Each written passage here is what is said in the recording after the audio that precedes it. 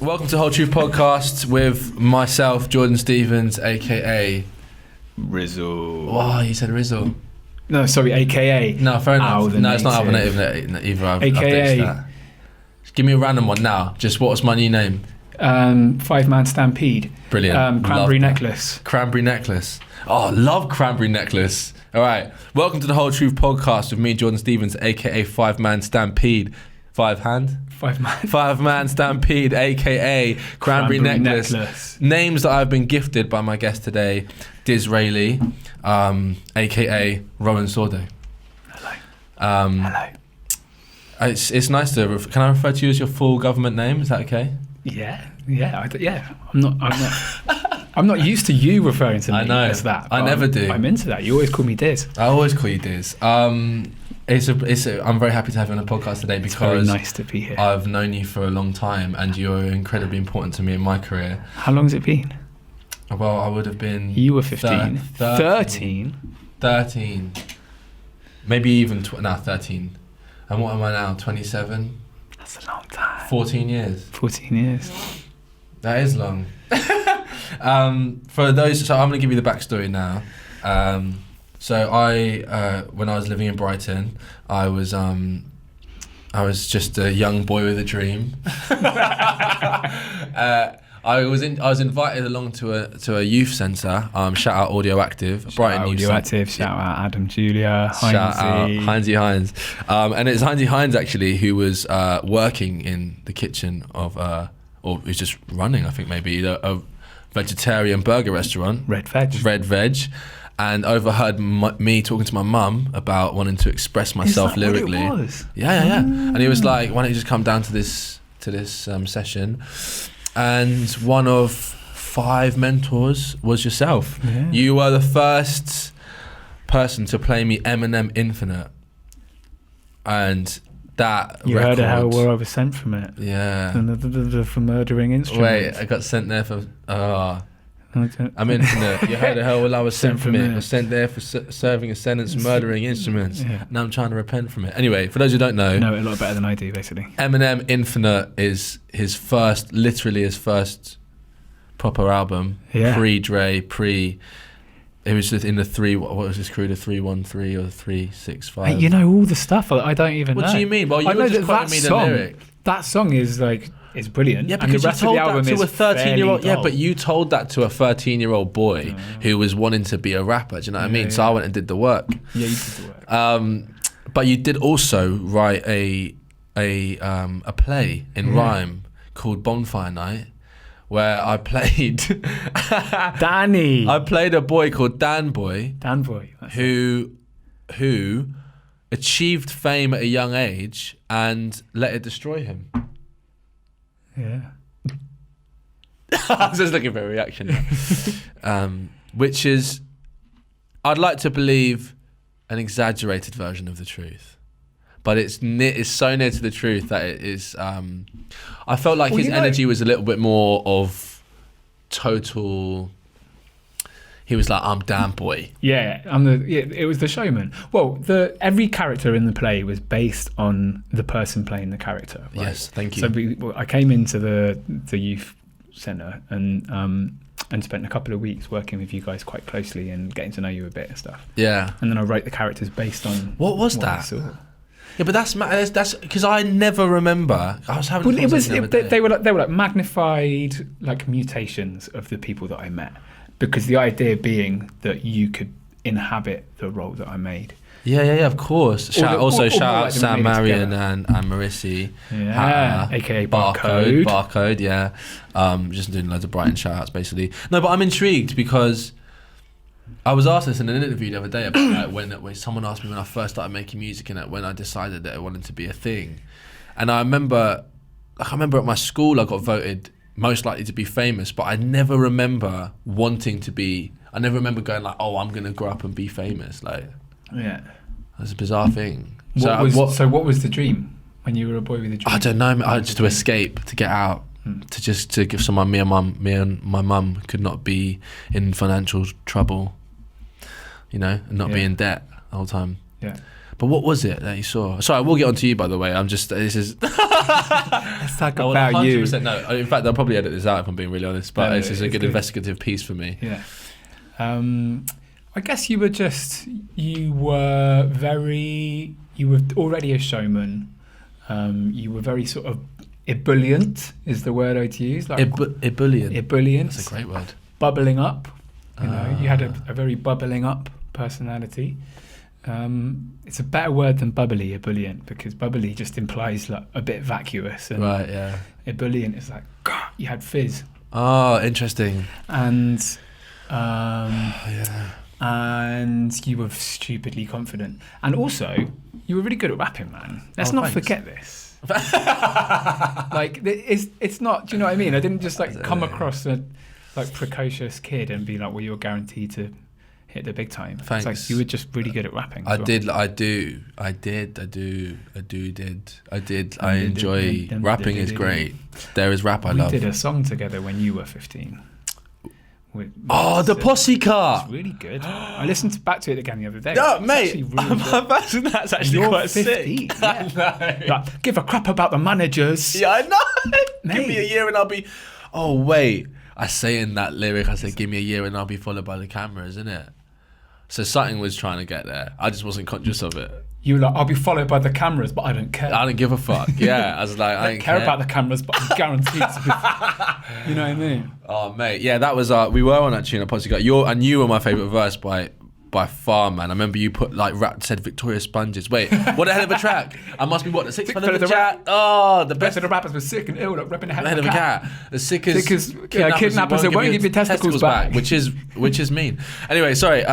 We are getting super sidetracked, but it is coming up it is off a the coffee leg. now as well, so. Yeah. There There is a lot to get through. You are a massive part of my history. I've always looked up to you as a rapper, and we did do that Posse Car, and since then I watched you write more plays. You made an incredible album with your friend Baba Brinkman, who's gone on to also write massive scientific rapping, rhyming plays. He is and win a awards. genre all of his own. Exactly. Yeah, and Theory of evolution in rap. wild, The rap theory of the rap guide to climate change. He's a wild, deep guy, man. Academic. But also similarly seen you with Dizraeli and the Small Gods, just own it. Performance was phenomenal. You're just a great performer and great lyricist, and have incredible people around you. So yeah, big inspiration to me for a lot of my musical development, culminating in obviously I am constantly shifting and changing, but we did make a song last year, a couple of years ago. You made 2 songs, mate. I know that. Oh, you know what? I listened to the other one the other day. Anyway, that's another story. Is it good? It's banging. I Yeah, haven't yeah. heard it back. It is great. Oh no, your verse is sick. But Light of Day, which with me, you, and Manifest, which was one of my favorite songs I've ever made. So there we are. If you want to check that out, it's Al the Native, Light of Day. But you have also been making. You were in an interesting place when we made Light of Day, actually. I remember you distinctly coming into the studio and feeling a sense of relief. It was like you had been like frustrated in a way by yourself. Let's just talk about that a little bit, because you've gone on to make this album, The Unmaster, which I got given an exclusive preview of, and I think is fantastic. But it's You haven't heard the masters yet, though. I know, mate, and I already think it's good. So there we are. So I'm very excited about sharing with you. Right, but I was going to bring it down. I actually have it in my phone. I could play it to you. What, the entire thing? I could play it to you. Wow. Well, just send me the link. This isn't the moment, obviously. Yeah, that would be a boring podcast for other people. Well, no, not really. I suppose if Just you you could going, play it on the podcast. Yeah, the headphones wouldn't work. But no, please explain to me what led you to create an album that is kind of just solely around your own desire to break free of yourself. Really, really well put. I've never put it like that, but that is really well put. That is what it is.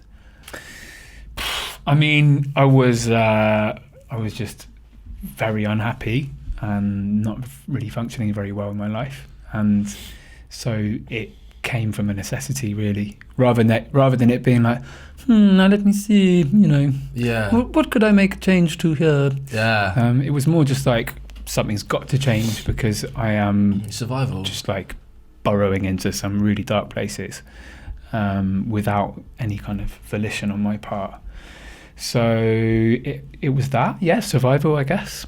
I wouldn't say that I was ever suicidal.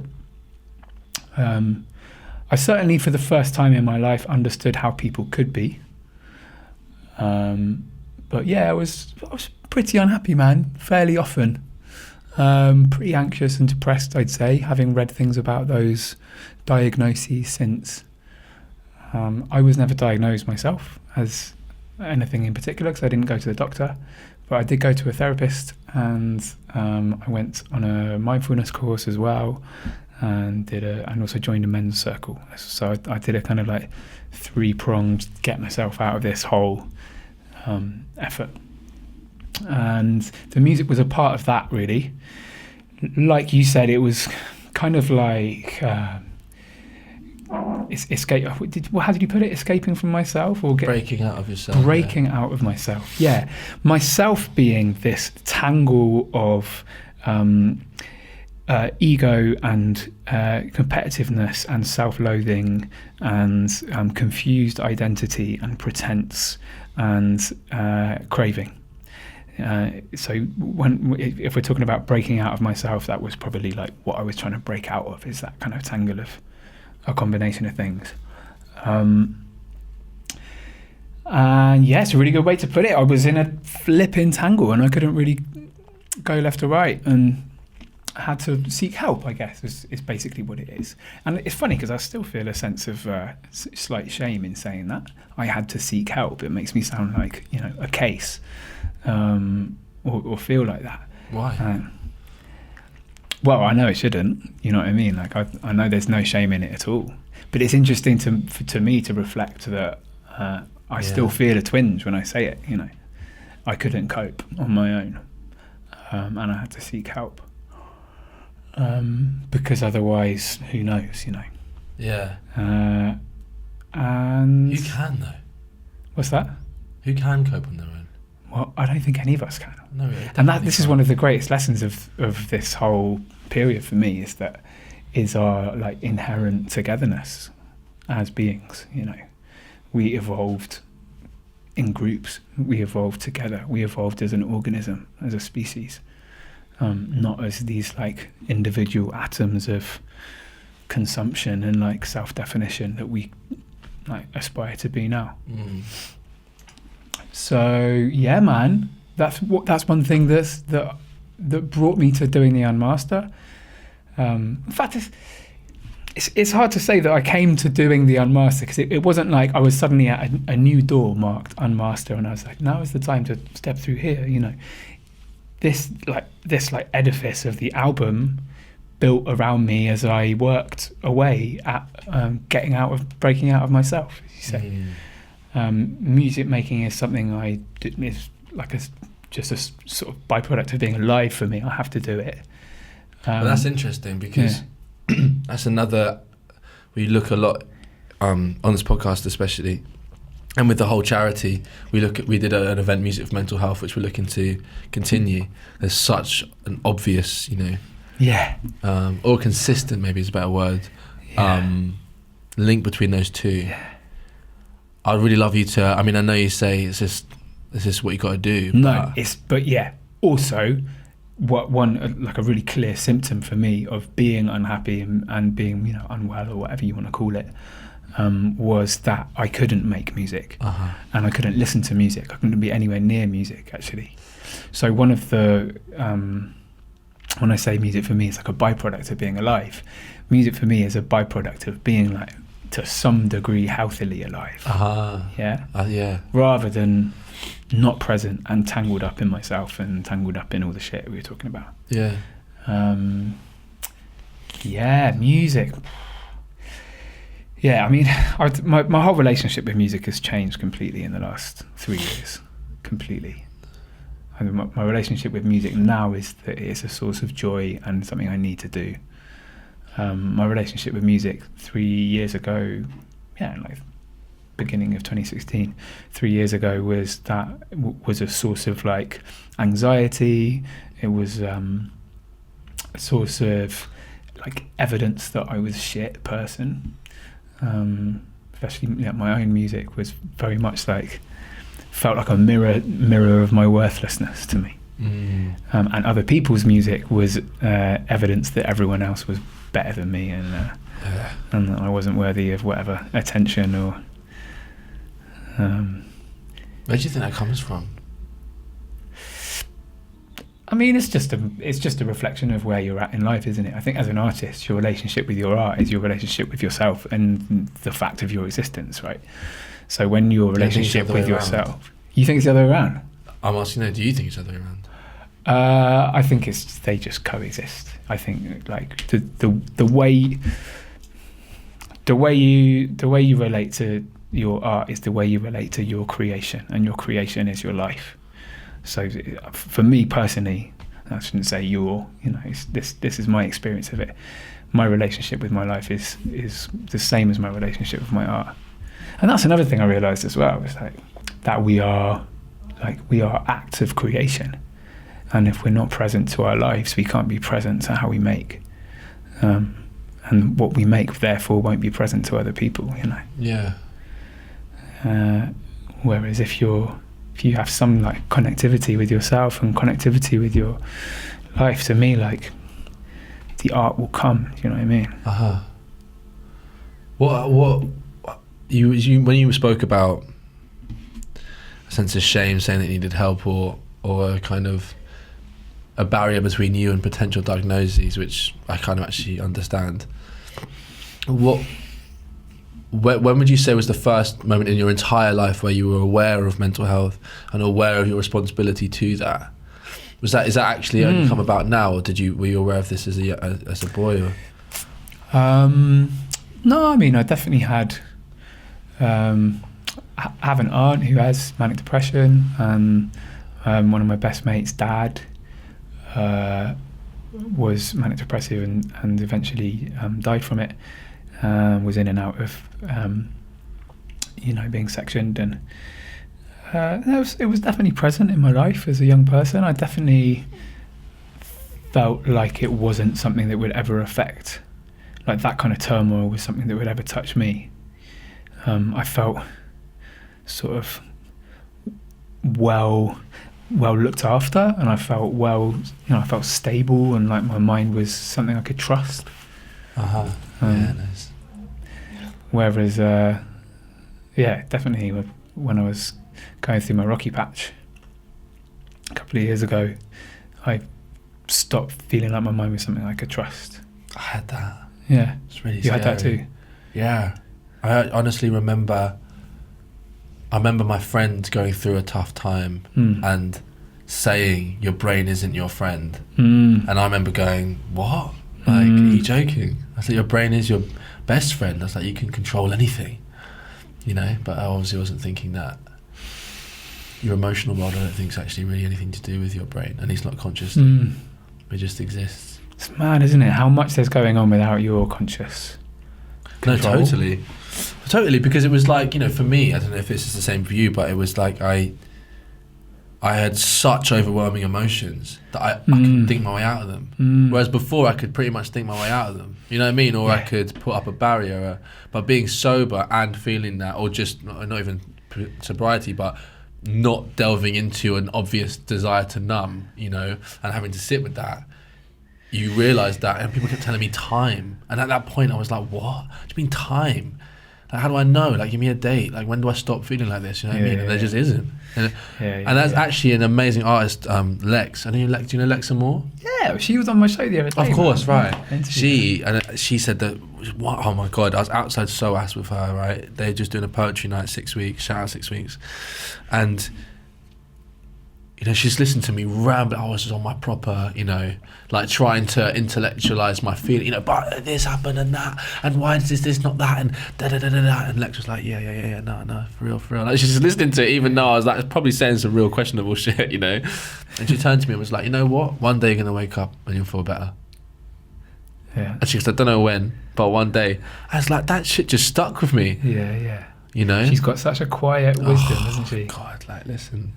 Yeah. Yeah, but again, you know, I know Lex, I'm sure she has her own stories around with this stuff, and I don't want to have to run to her whenever I feel away. Tell me what to do. I know. Right, okay, so yeah, I mean, I totally get that feeling in it, and that it's scary, isn't it, for your brain to suddenly go. And a lesson in community and interdependence, like we with our capacity to reason. Yeah.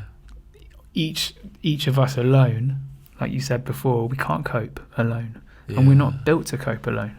No, totally. We're literally not. Otherwise, it wouldn't take two people to make a person. Yeah. But that's mate. And I like that thing of talking about your conscious mind and your rational mind being able to, you can rationalize your way out or reason your way out of some kind of tangles, can't you? Like you can reason your way to a better mood. If you're kind of well, but then there comes a time when you just can't. You can't clamber out. Yeah, I don't think you ever do. That's what I've concluded. It's like the times when that was more, the times when I felt like that was a choice. I feel disconnected actually from my body. It's exciting though to discover how many layers there are below what you are rationally aware of. Yeah. And of course. Look, once you get there, but but what I mean is, like, what I used to be terrified of was how much there was that I couldn't control. Yeah. I thought as long as I'm in a position of mastery of my mind and of everything around me, then I'm cool. And actually, for me, one of the deepest things was going to therapy and being with a very insightful therapist who could see the many layers going on behind each of my behaviours and stuff. Literally. And I was like, with each new layer, I was like, but also reassured. And it's like, there's so much you can't control. Like, you might as well just let go of the idea of control. I couldn't stand it in those first 3 months. My therapist, I couldn't stand it, and she just like kept being like, "Well, what's that?" You know what I mean? Yeah. Like, so I'm let's interested that pause you on use that. the word. Let's just pause on that for a minute. You know, or they'll be like, "Am I reminding you of your mum?" I'm like, well, now you've said it. And they're like, no, before. And I was like, can you just stop? You know? And it's like, well, it's just a bit. Can you stop seeing into me? I know. I don't think that during the time when I could rationalise, I think the happiness was, like you say, it was a sense of, I was like suspended. I felt like I was kind of like, and I'd look back to that time a lot after the kind of dam broke in my mind, like when the kind of like complete scaffolding, like quite obvious scaffolding, never a building, but scaffolding that was kind of keeping my emotions down or up, down definitely. When that was broken through, and I was kind of like, oh god, I could actually feel, like literally feel the bottom half of my body. Then it became, those thoughts became obsolete. But as I was working through this fear and shame, that voice would like hound me, like, oh, remember when you were happy though? Happy being ignorant. Yeah. Do you know what I mean? Happy being like, I didn't know any different, and I missed it. I missed it when I didn't know that I was being unconsciously driven by like my issues with authority or my fear of rejection. It's like, but I don't think it doesn't discredit everything that came before, you know, because there's a sense that I can have sometimes of like, before I knew nothing, and now I've started to wake up, you know, I've started to become a bit more aware of what's going on in all the layers beneath, and therefore my happiness is more real. Or there can be, I feel like I can have a tendency to kind of discredit everything that came before, like the relationships I had before that, and the friendships I had before that, and the music I made before that, and I definitely feel more present to my life than I ever did before. But it was still living, you know. yeah. And it was still joy, and I don't know, it's all, without every single millisecond of what you lived before, you wouldn't be sitting here. 100%. Do you need to know, or do you need to have this, like, this kind of oceanic awareness in order to have real happiness? No, no. In order no, for your happiness to be, like, substantial? No, I don't think it's I don't think specific. so. It's specific, isn't it? It's like, it's relative. It's not specific. It's relative. It's relative to everyone's experience, you know. Like, if there's one thing, I just want to clarify something here. When I say this oceanic awareness, I don't mean that I'm rolling around with this oceanic awareness, like some kind of flipping transcendental. Although that is the dream. Cloud That's being. the dream. I'm just saying, like, This will be do you know what I mean? beings. What I mean by that is there's an awareness that there is an ocean. Yeah, no. Listen, Beneath that kind we get of what you're saying. surface, It's, yeah. and what I'd say, how I feel it is most practically explained to someone, particularly in my context. You're blocking my light, babe. Thanks. Oh yeah. You're very aware. You're very aware. There's the how I'd explain it in the context of me is that I feel like I'm better at surfing how I feel. Like and that seems like I'll be heading towards something more blissful on the basis that I can confront things in life, and confront being the operative part of that sentence. What's the John Russ? Is it with a a John little, Ruskin with little quote? amount of fear? Huh? You can't. It's fear. That's what I think it is for me. Fear. I Yeah. feel like the blissful state is to accept fear. And so I think that can actually happen for anyone. So that's what I'd say to someone who. When you say accept fear, do you mean accept that I'd you say, will be afraid? So I'd say that I think there's two different types of approaching fear, maybe. I mean, that sounds very binary, but I feel like, generally speaking, I'd say one is such a state of avoidance that you're not even allowing yourself to process what happens, and so it's almost like half of you is experiencing what's going on because you're just in this state of like whatever, you know, like kind of almost like. Whereas I feel like there's another state where you're really aware and you're really scared, but you're actually really making afraid. a conscious choice. Yeah. You know, but I don't know. Like, this is speculation. Do you know what I mean? Well, I don't know. What do we know? I mean, we just know. But I would. A little atom of what we know. Yeah. What you said about being present. You said something related to being present. Anyway, just boils down to that, really, isn't it? It's like, how afraid are you? How aware are you of the shape of your fear and the shadows that it springs from? You know, That's real. Yo, listen. When I was in that bubbly phase, yeah. When I was before I had like a break, you know, an actual break as well. It wasn't even like ease. It was like a snap internally, which I've spoken about a lot on this because, you know, what else are we supposed to do other than spread teachings and teachings, just honesty, knowledge, all that. Yeah. My gran died like probably what's it, like 5 years ago now, 6 years. Like, Granny V, I love her, but I love both my grans. Granny V particularly is a lot of the reason why I'm a writer. She used to read poetry with me, and when she died, I just was like, oh, she was old. Do you know what I mean? And she died, and I was like, that makes sense. You know, she was old. She's really lovely. She's smiling until she died. You know, the dementia. She had dementia, I think, to an extent, but she remembered who I was. She could recite entire poems. It was gorgeous, you know. She was an incredible woman. But when I had this break, which was from a break-up, the first thing I cried about was her. And that's where I was like, that's what I remember, that's what I remind myself of when I go, okay, cool, you felt as though you'd mastered your emotions, even to the point of judgment on others who are feeling them too much, which is so dangerous. And yeah. like you're talking about grief here, bro. Like, it's not, you know what I mean? We're not talking about like, did we feel happy? Yeah, probably. Did that affect you a bit more? This is grief. Like, even if you're in a place of harmony and complete and utter bliss, of course I'm going to cry because my gran's gone. That's like my like place of comfort as a little boy, you know. And I was ignoring that. I was ignoring me being sad that a comfort had gone for me. And I think that spoke volumes about the difference between existing in your head, I suppose, and wanting to at least have a relationship with your body. Yeah, that's what it boils down to, isn't it? It's like, and again, presence. Like, we are present through our body.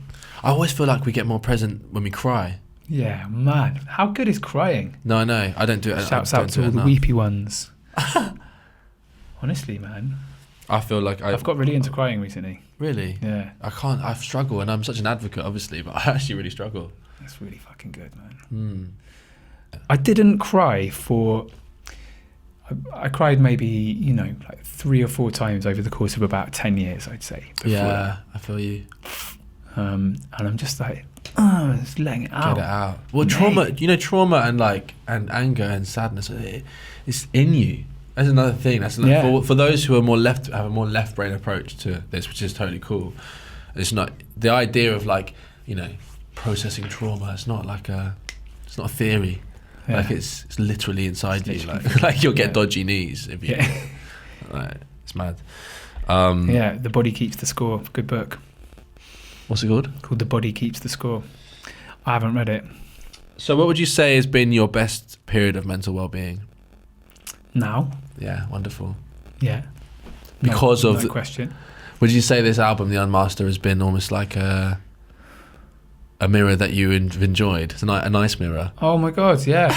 Because you were saying before it was almost the mirror that caused you to make it. So the mirror, how did that evolve? The Unmaster is really the whole. It kind of really reflects the whole process of collapse and recovery, I guess, and also the joy in re-emerging. It's like it's got a lot of joy in it, I'd say, in quite a dark way. It's kind of joy in the darkness, I guess, and it's got a lot of ebullience in it.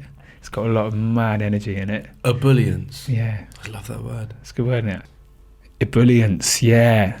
It's kind of it's really, really fizzing with life in a way that nothing I've managed to make before does, because it's just born of necessity, and also born at the moment when I realised I could stop pretending and let go of perfection, and just try in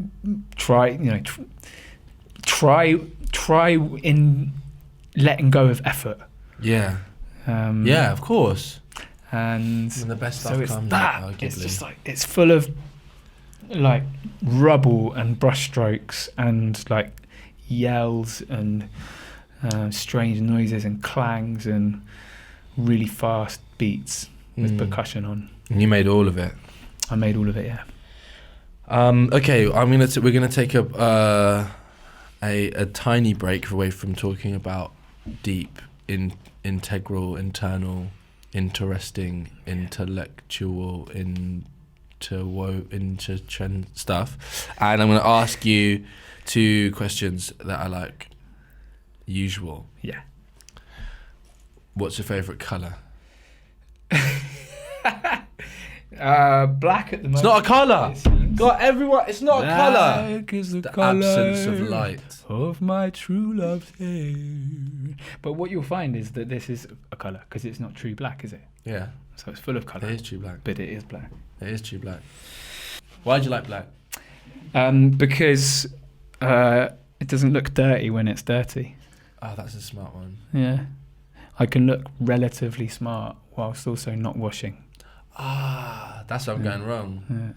Yeah. You look disgusting. I know. Well, the dark grey kind of does the job too, especially with this kind of stonewashed. Yeah, vibe. stonewashed vibe.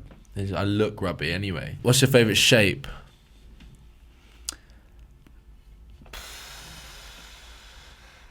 My favourite shape? Spherical. Can I do that? A sphere? Yeah. Yeah, you can definitely do that. Sounds deep, doesn't it? No. It's like a ball. Yeah. You're like a ball. Aside of the creative process that you went through. Yeah. Pre your total, I'd say, barrier with music, when you had it at arm's length, couldn't fuck with it. Yeah. Were there any artists, songs that soundtracked to particularly momentous parts of your life that you can remember? An album that would take you right back to that moment? I've got Kendrick Lamar in mind straight away. Good choice. Moments of Good Kid, Mad City. Sing About Me, I'm Dying of Thirst is one of the best hip hop tracks ever written, in my opinion. Promise that you will sing about me. It's just it's perfect. And also incredibly sung. Yeah. I don't think Kendrick ever gets enough Promise credit. that you will. No, but it's actually He just comes right after the promise that you will. No, but I don't think he gets enough credit for his melodies. He's an incredibly melodic artist. Well, I mean, he's just like an explosion of When the light genius, goes on, down. How does it feel bearing your soul? At first, when I first started to do the most bearing my soul stuff that I've done was when I first started to do the material from the theatre show, which is also based around the tracks from the album, but with extra spoken word bits. I mean, you've seen the show, so you know, but maybe you don't. And that is very, very raw, and literally quite a lot of it is excerpts from my diary or my morning pages, which is my morning practice. You have a diary? Yeah. Oh, so jealous. Mate, you just have to go and buy an exercise book. It's not the buying of it, it's the discipline. Is it an exercise book or a diary? Is an exercise book when you have exercises given to you? Or is it, do you know what I mean? It's a book that you're supposed to do backflips on. It's a book that's very heavy to pick up. Yeah. Basically, I have a diary, and so some of that was excerpts from my diary, and so that felt very, very raw, and really, and also because I feel like it was, for me, it was like the beginning in general of me presenting myself as I actually am as a human as well to the world. I think it was like it was the dropping of the screen, and at that moment I also went out and did a tour around the UK of people's living rooms and attics and stuff. Yeah, I love that. To raise money for the album. And there were small audiences of like 30 to 40 people, and it was me reading excerpts from my diary, just like sat in a chair with no lighting or mics or anything. And so that was scary at first, and then about a couple of gigs in, I just had a moment where you were seeing yourself from a distance. Do you know what I mean? Yeah. Just gonna try and reload myself. Yeah. This is the story of me, according to me. 2 or 3 gigs in, I felt 2 or 3 gigs in, I started to have these conversations with people who would come up to me after the show and were just like gushing story at me and sharing themselves in the most crazy deep way, and stories of insane struggle and difficulty. And I started to feel, and because it was all around the UK as well, it was like 13 different cities, I started to feel connected to, in my strangeness, in my darkness, I started to feel connected to other people through their strangeness, through their darkness. And it started to feel like such a gift. To be able to travel around sharing my deepest, darkest, and by the end of it I was absolutely hollowed out emotionally, but also felt this sense of connection, and also the shame in talking about my the dark stuff had kind of, a lot of it had faded, and so now the process of talking about the struggles or the vulnerable parts, the soft parts, I feel very fortunate to be able to do it, and it feels like an elaborate form of therapy and evacuation basically. And also every time I do it I meet someone and hear their story. It's like you were saying, people message you online and stuff, and people message me online saying that just the kind of that door being open and someone walking through it has changed their lives, and I feel like I have purpose now in a way that I didn't feel before. I feel like what I'm doing and saying actually matters in a really real way to real humans, rather than being entertainment, So the whole thing has been a blessing. I wouldn't change a moment of it. How you doing, man? You all right? You're looking coldy. Me? Yeah, I'm a bit ill today. Yeah. Why? What, have I got snot running out my nose? No, you just got increasingly glassy eyes. No, I know, it's tough, yeah. It's just because we're underground. Yeah. There's no fresh air for me. How sad. I live here, by the way. Okay. They don't let me out of this room. Fair. I kind of get fed crackers, and sometimes they bring in an exercise wheel. It's nice. We've got another incentive called Whole Hour. Let's talk about it. If you've got an hour, what are you doing for your mental health? If I have an hour now, If you have an hour for it, I mean, really, Bro. really, the dream is you assign an hour Yeah. amidst a technology-orientated, very busy day, where you go, hold on, wait a minute. hold on, I'm gonna give an hour to myself. Yes, What are you gonna do? I did it this morning. What? I went to Finsbury Park And did I what? lay on my back under the trees, and I noticed how the new leaves were coming out on the oak tree, the new spring leaves. And this is not something I do at all. I feel like you do. I went for a run, and I was like, I'm running, you know what I mean? I'm conquering the park. And then I stopped for a breather at the top of a hill, and I was like, maybe I could just walk and lie down instead of run. Yeah, that happens. That first Mate, kick is great though, I talk right? a good talk, but I'm like, I'm missioning around, working like a idiot, basically. Do you know? I'd give much better advice than I live. Don't we all? Yeah. If you look at a tree, it calms your nervous system. I'm into trees, man. That's science. That's science. Into them. That's science. What's your favourite tree? I don't know any. I'm a city boy. Do you like leaves? I like the leaves. I like the leafy ones. Here's the thing, trees, right? Here's something that has changed the way I think about trees. Yeah. And I feel like it's just the beginning of the way I think about trees changing. Nice. But someone described trees to me Before you the other branch day. out. Hey. There's some comedy podcasts that I could be asked on, by the way. Anyway. I'm just like, it's just I'm curveball sorry. after curveball, Sorry, man. I'm sorry. How am I supposed to work like this? Dude, tell me about the trees. I'm really into it. No, I actually am.